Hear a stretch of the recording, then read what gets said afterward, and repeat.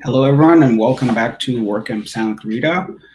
This is the 10 a.m. session on the Colossus track with Shanta and Nathani. Shanta is the volunteer and co-organizer of the Hamilton WordPress meetup. She's also a full-stack developer who specializes in WordPress, Node, and React. And today, she's going to bring us MasterPress Mystery Theater, which I'm really excited about. Please leave your comments on the YouTube channel. She'll be around so she can answer anything, and take it away.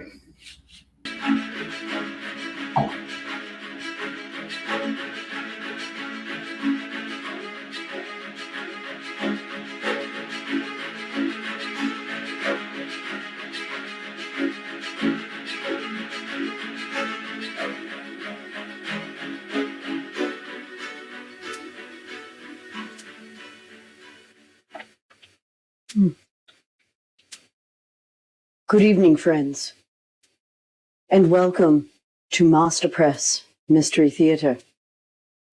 I am your host, Shanta Nathwani, from Hamilton, Ontario, Canada. Tonight, we delve into the murder of a website, how the culprit was caught, the website restored, and justice was served. We followed DCI Baker through the investigation, showing the steps that might be needed in discovering the cause of death, restoring the site, who did it, and how not to do it again. We hope you will enjoy this evening's tale.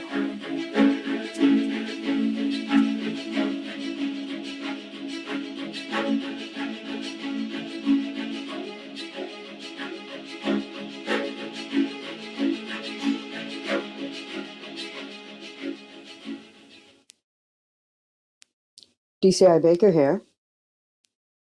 No. No. No. Yes. I'll be right there. It's murder.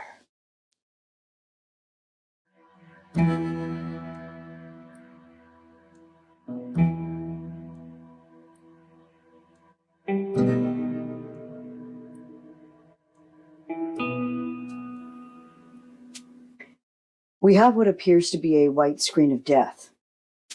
The shop's website, Gallifrey Goods, has come up with a white screen of death after the receptionist, Miss Whitaker, arrived early this morning to find that she was unable to log into the site.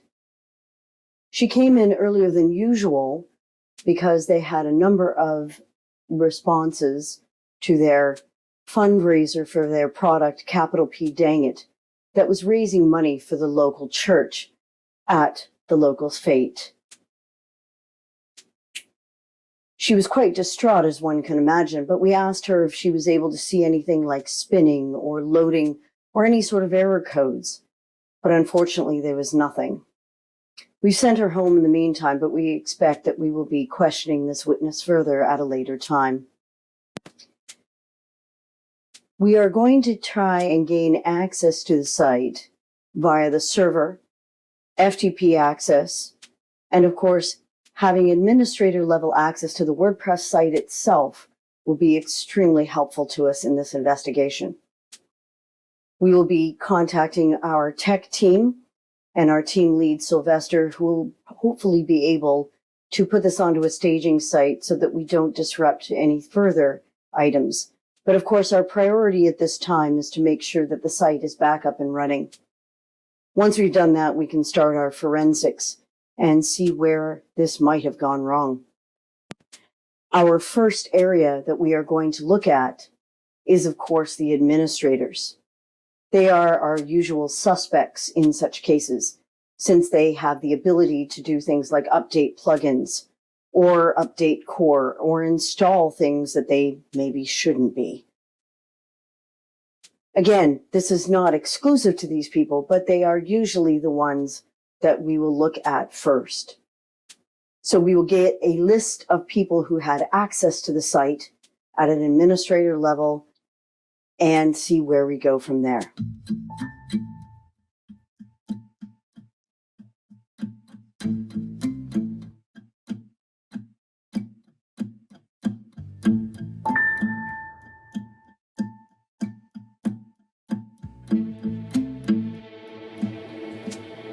We went to some of the local chapter meetups to see if we could find a potential suspect or lead us to any information that could gain access to the site or gain information about why this terrible crime might have occurred.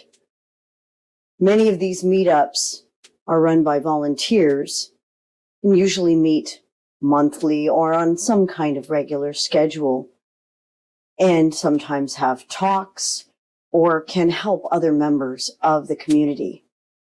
But there are some that creep up that are not necessarily for all well-intentioned people. Sometimes there are groups of people that tend to favor one or the other types of things, such as page builders or a particular theme.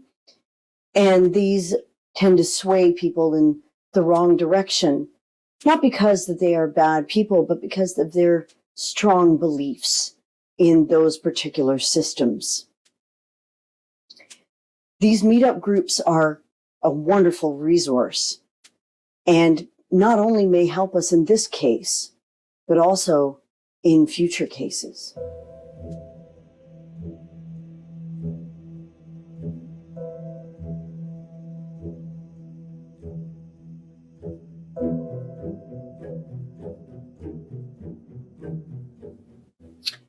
We ran background checks on Mr. Hartnell and the rest of the company, but unfortunately there was nothing to be found there. The company was complying with GDPR, had privacy policies and terms of service. In addition, they were also complying with their web hosting company's terms of service. Not even an exceeding of bandwidth could be found. They were using SSL, and even all of their images and other media were properly licensed. So unfortunately, this was a dead end.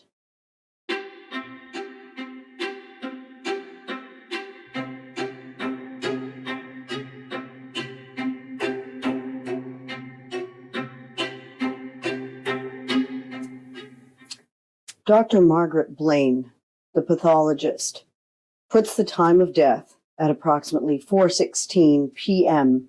yesterday afternoon. This was found when we went back through the logs after the site was put back up and running in a staging area, isolated from the live site. When the team went back through the logs after putting it into that staging area and was able to get it back up and running, it was found that the version of WordPress had been brought up to date and then crashed. We believe that this was in fact the cause of death. Updating core files is usually handled by an administrator level access, as we first suspected. We are going to limit our search for the time being to these administrators.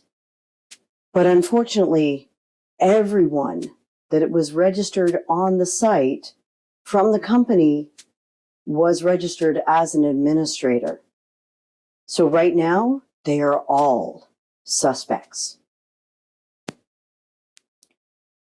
Once the team had imported the site onto a staging area, they were able to revert back to the last known working version of WordPress, and they were able to then restore the website to its original place so that the company could then continue to take orders and, of course, get more money for the local church at the village fete.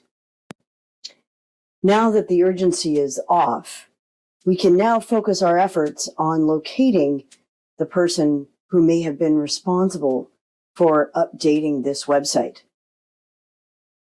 It turns out that the logs identified the IP address of the person that was responsible. Unfortunately, this did not lead us to that particular area. But cross-referencing that IP address with the logged in user ID that came from that IP address, we were able to determine at least then the ID of that person. Then, of course, we cross-referenced that ID in a separate database to the username and email address of our suspect. We're closing in on them quickly.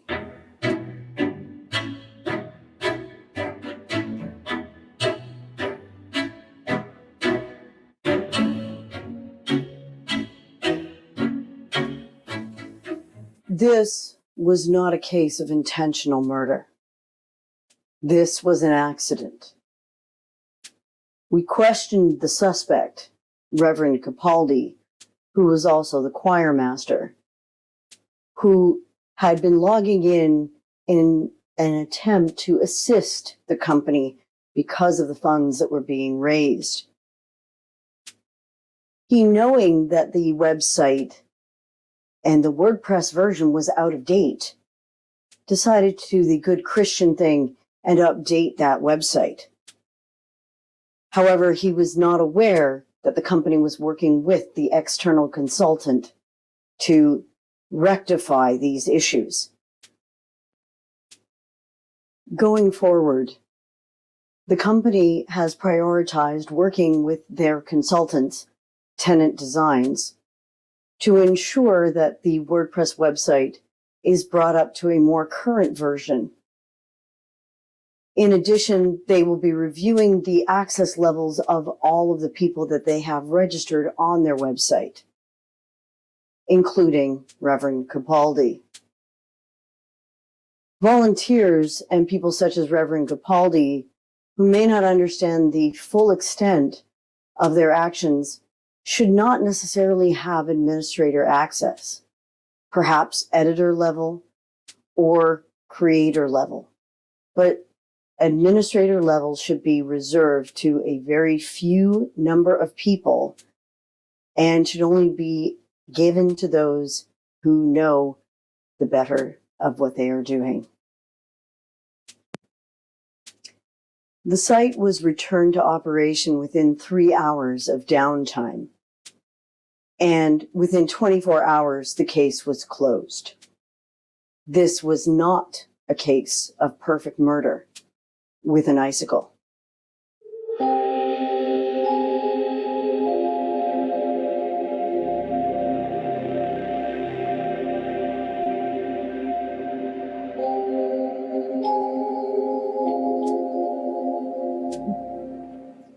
Exciting story, wasn't it?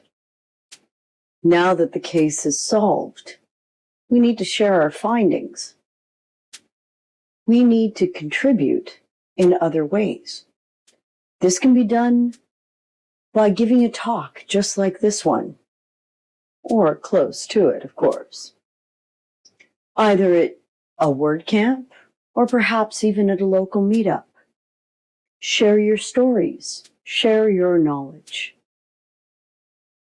This is a team effort, and WordPress only gets better by contributing and helping out. You can volunteer at your local meetup. You can help out with core contributing. Join the WordPress Slack channel at make.wordpress. And find others like yourself. Remember, when you needed help, we were here. This is how WordPress gets better. We hope you've enjoyed this tale and that you will join us for another episode of MasterPress Mystery Theater. Thank you, and good night.